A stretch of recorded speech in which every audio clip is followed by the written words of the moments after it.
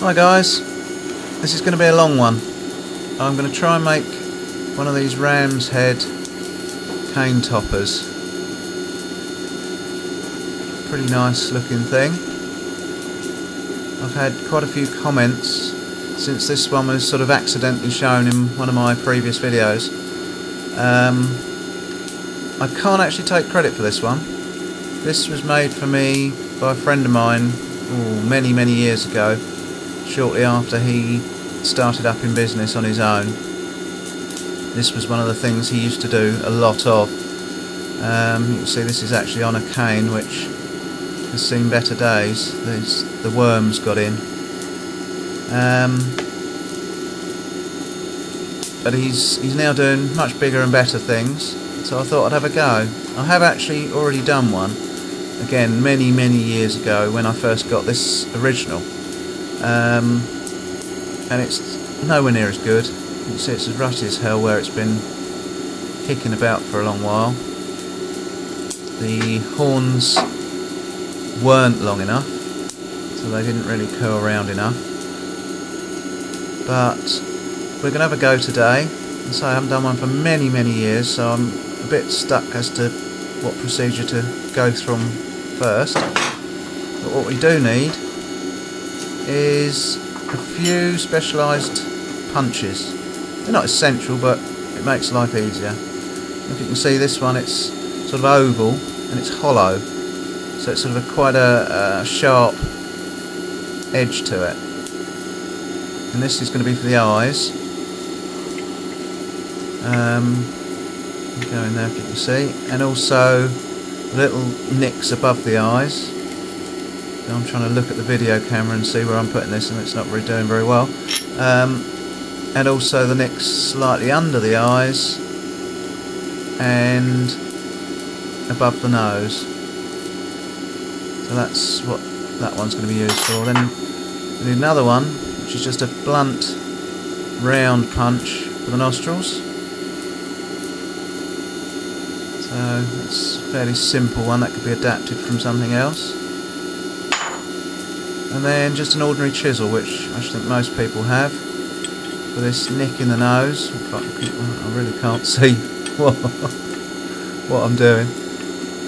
The nick in the nose and between the horns. So, and for the decoration along the back here, because that's all that is, a bit of decoration. Oh, and of course, forgot, silly me, for the mouth, just to nick the mouth open. So, I'm going to get a bit of 3/4 round hot, or 20mm square, or 20mm round for the Europeans, and give it a go, see what we can come up with. Right, first of all, I'm going to get about 2 inches or so flattened out. This is going to be for the horns. It wants to stay the same width, but it wants to be about half the thickness. So we'll keep the width about the same. Knock it down.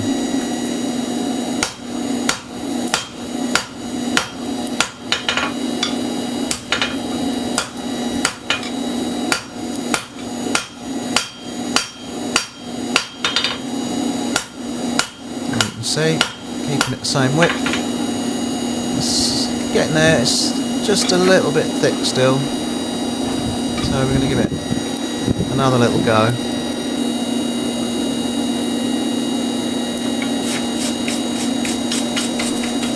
Get the slag off, pin it down a little bit more. This video actually makes it look hotter than it actually is. I don't quite know why it does that. It looks almost white hot, but it's not. It's nowhere near. Right, I think that's getting there. Right, so what we've got to do now is split it down the middle. You can either use a hot set to split it down, if you've got one, or hacksaw when it's cooled off, or you can do what I'm going to do and cheat and use a disc cutter. Right, so I've got it up in the vise. And away we go.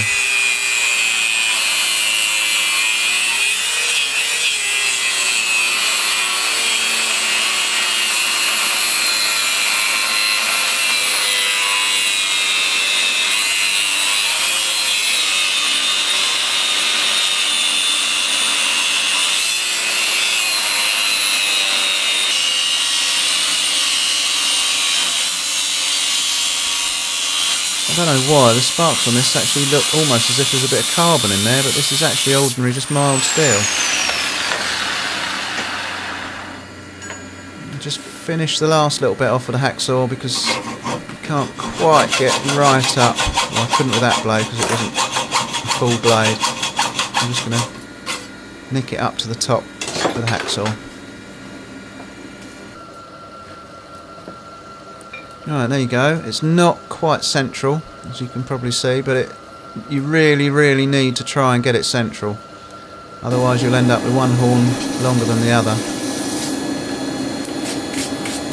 Right, so now I'm going to put the first bend in, which is sort of... I don't know, I'm guessing.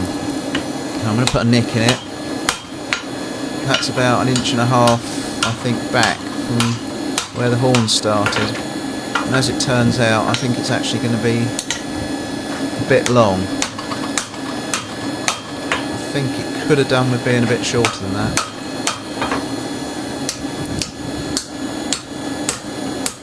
Fold it right back on itself. You can see how hard I'm working because it's actually not as hot as it looks. I'm going to close it right up. Got to get that round at the end, almost to a point. Not quite to a point because that's where his nose is going to go. Close the gap up behind it.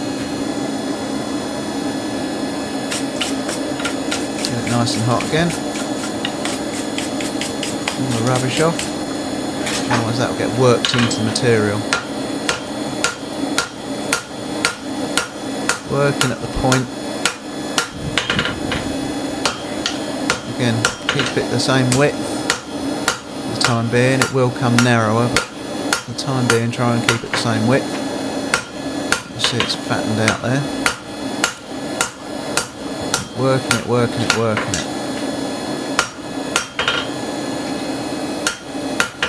See it's coming, it's getting there. That big rounded end is coming down to a bit of a point now. There you go, we're getting there. And it's hard work.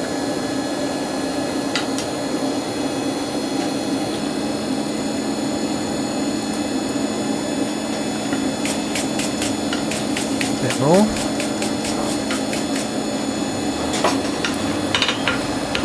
Working it back in.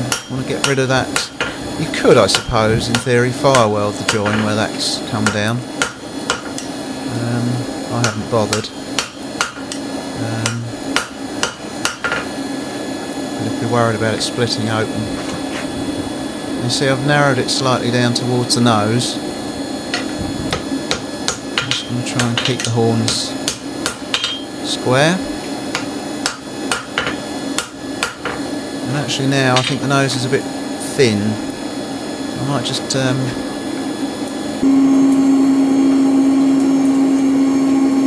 it up a bit. But now I'm going to try and put some shape into the face using a rounded hammer and the beak. So I'm going to... This is where the eyes are going to go. I'm flattening out down the sides of the face. That sort of almost 45 degrees. You can't actually see from that shot, but you just get the idea that that has made the sort of rounded slightly underneath, under its sort of chin.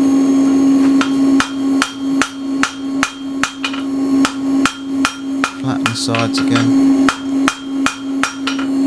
You can start to see as it gets cooler that will have actually done there.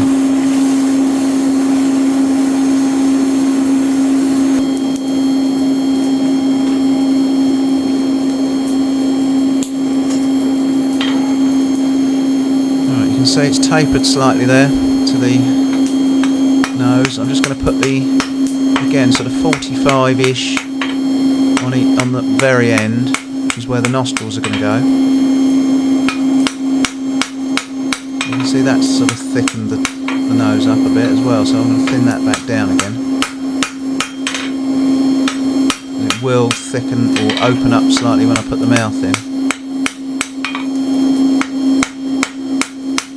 It's all very hit and miss because I really can't remember the procedures to do this, so I'm sort of making it up as I go along, but we're getting there. You can see the general shape's coming, but as I say, I think the nose is a little bit long. So now I'm just going to put this bend in right behind where the horns come out.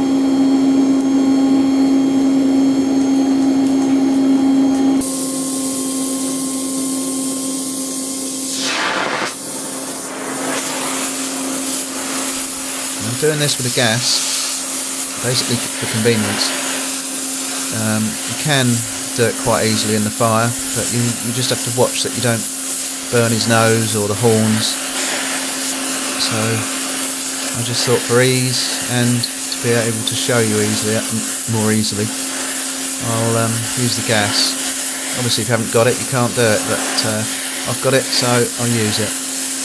Anything to make life easier.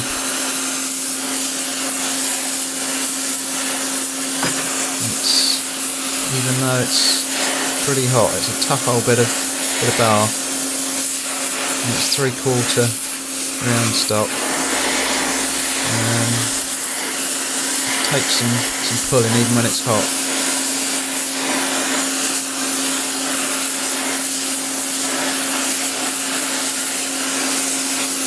Essentially got it hot right through now. Still having to lean on that pretty hard.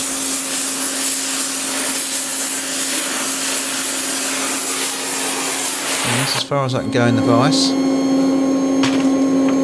So now what we'll have to do, you see, as far as it'll go, is take it onto the anvil and close it up by hand. If you've done this in the forge, obviously your face is going to be hot as well, so you want to cool that out quench it out, so that literally just the bit you want is still warm, otherwise you'll damage his face. You can see there, it's probably about how I want it, maybe a little bit more, and I'm just going to put another little bend in there to straighten it back out so that it's sort of upright.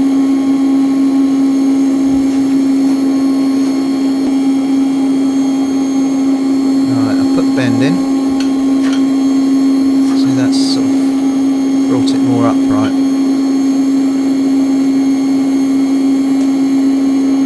And it's starting slowly to take shape.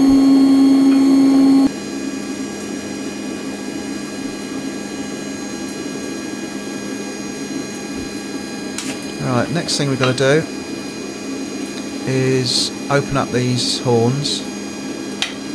You can do it like this, or you can stick it in the vise and do it with a chisel. Whatever floats your boat, whatever you find easiest.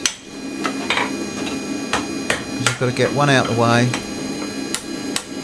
whilst you taper out the other one. And this is actually quite laborious. Because the thinner they get, the quicker they cool down. I'm just going to try and open them up a bit further down so I can get a bit further in.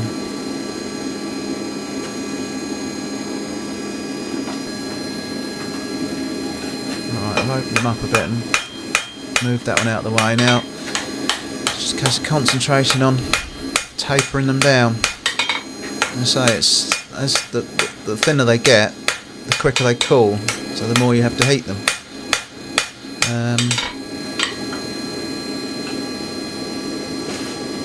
It's rather time consuming.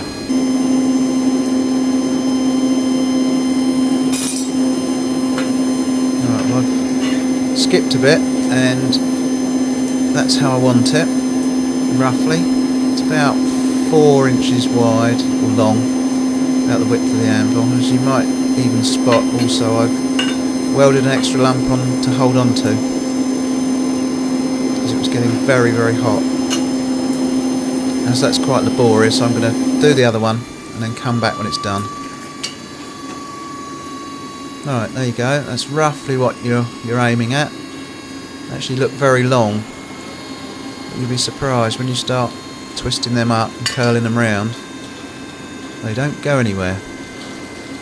So I'm going to close them up now, twist them, and then we'll probably put some features in.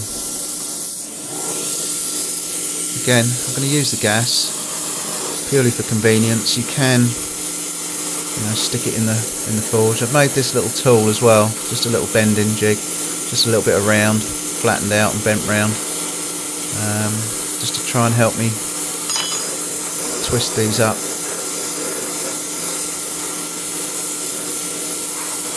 Just makes life easier if you've got a little tool.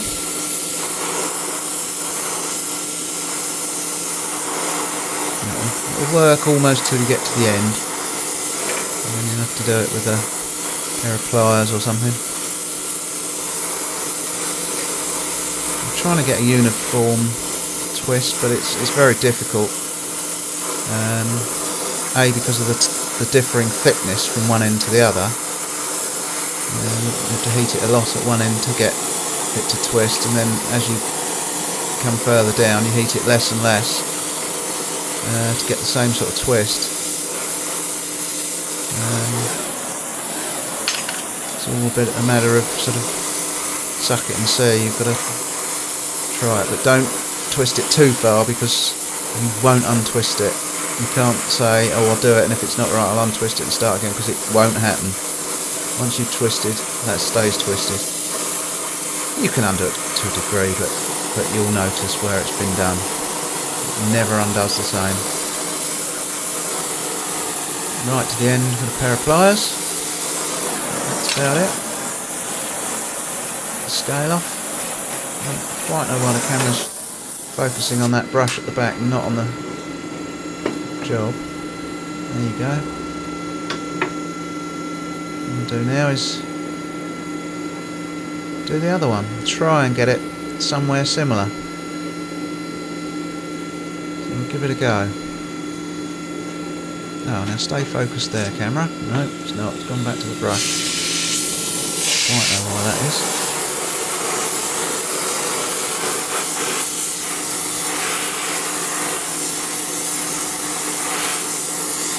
It is handy having this old propane oxygen torch. It does make life easy for some jobs.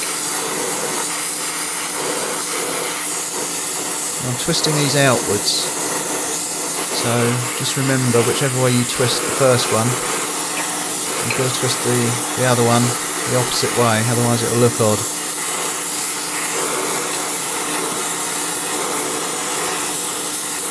Okay, it's starting to focus again for some reason. You see now exactly what this little tool's doing.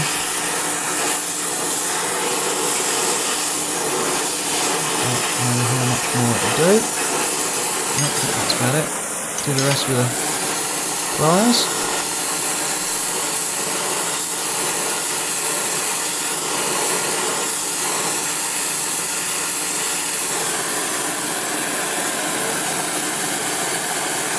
Right up to the very end. And that's about it. So it's a bit hit and miss, the old twisting.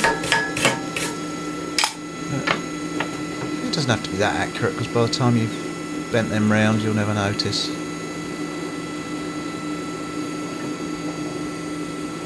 And that's about it. So I'm going to put some features in now before I curl them round. So I'm going to start with the mouth. Again, good old gas torch. Just keep it hot, or get it hot.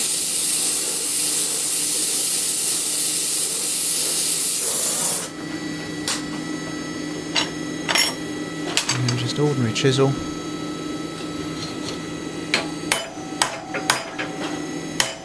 And you see, as you do this, or put all the features in, it actually changes the shape of the face quite a lot. And the face is quite sort of featureless and square. But as you put things in, it sort of bulges it out in different areas, and it actually enhances the features.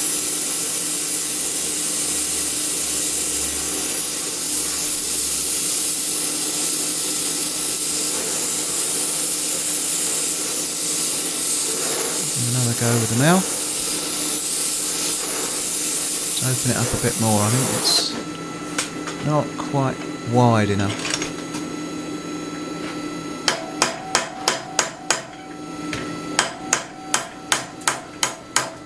That's looking better.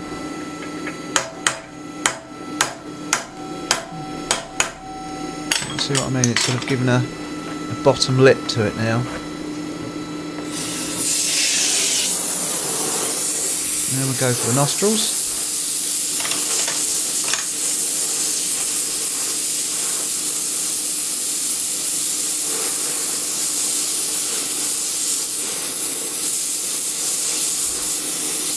Get nice and warm.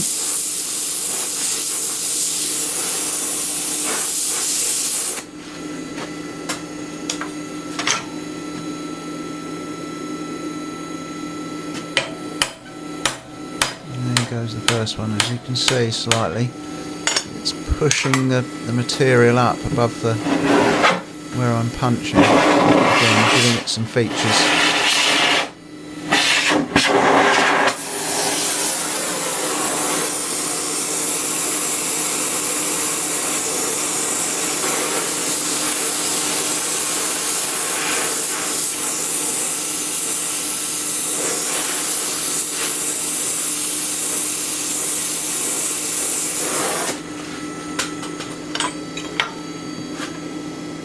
The second one, try and get it in exactly the same place on the opposite side to the first one. Now, as I say, you can see, you really start to see the features forming now. And I'm just going to put a couple of those little nicks above the nostrils with the tool I use for the eyes. Just give it a little bit of a knot there. You see how quickly this goes cold. I know it's pretty cold here today. It's New Year's Eve. The wife's gone to work, so I thought I'd come and show you guys, or try and show you how to do this. But it is pretty chilly.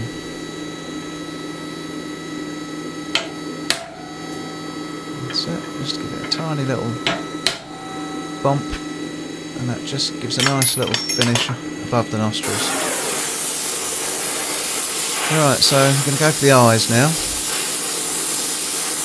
Again, it's try and, you can just see I've marked where I think I want the eyes with a pencil. You can just see it on this side. I've done the same the other side, so I'm going to hopefully get them both in the same place.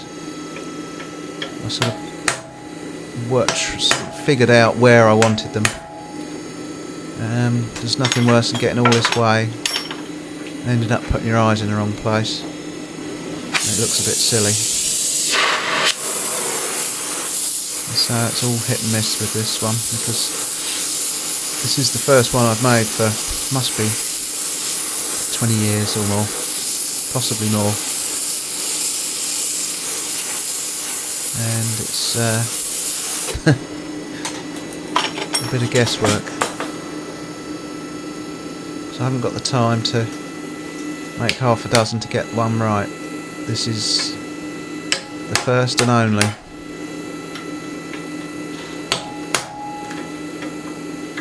There we go. Put the eyes in. There you go, you can see now where I'd had put those flats across the face. You can really see what it was doing. Again, you can really see how putting the nostrils and the eyes and the mouth and everything really enhance the features.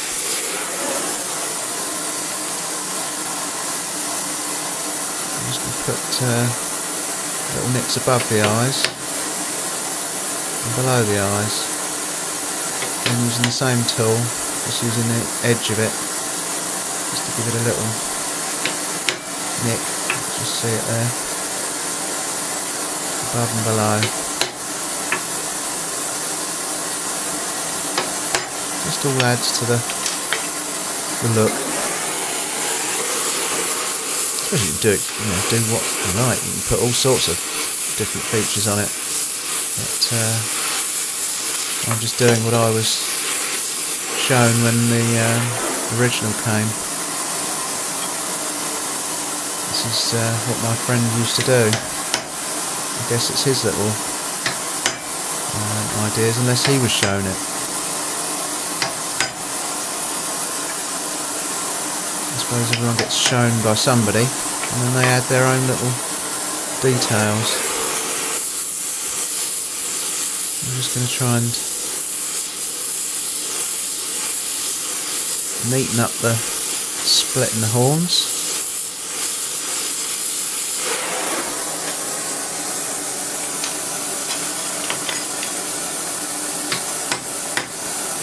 Just tidy things up a bit.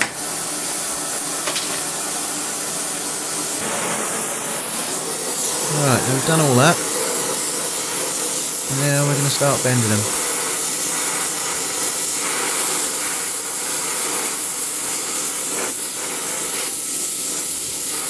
You'll soon see how all that horn doesn't go very far.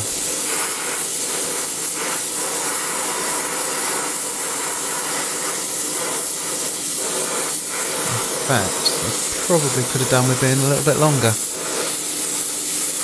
But again, it's all a learning curve.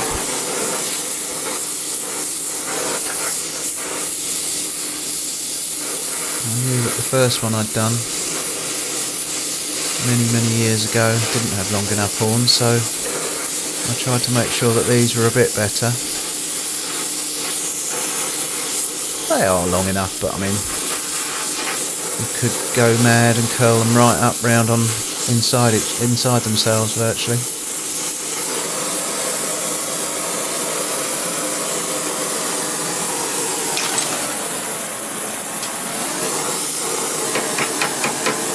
Close it up. Nick up that last little end. Different pair of tongs. These things just to really just grab the little end so it's not got a square on it, or flat. And there you go. I'll do the same with the other side. Again, the way I'm looking at it, I can see sort of down across the one I'm pulling to the one the other side, and I'm trying to match them up, get them pulled down both the same.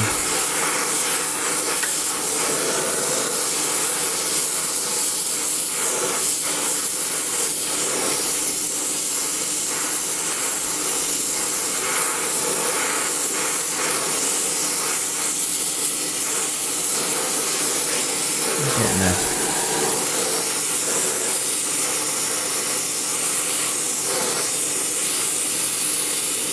This bit actually would be pretty tricky without gas, I must admit, but it can be done in the forge. You've just got to be very careful that you don't burn your ends, because obviously they're very thin at the ends. And obviously they're going to get hot very quick. The use of water to quench various bits and pieces can help as well. Just cool bits out that don't want bending. Right, we're just about there. We're just going to have to put it back in the fire and flatten those horns down a bit. from the top, but then it's just a case of cleaning it up.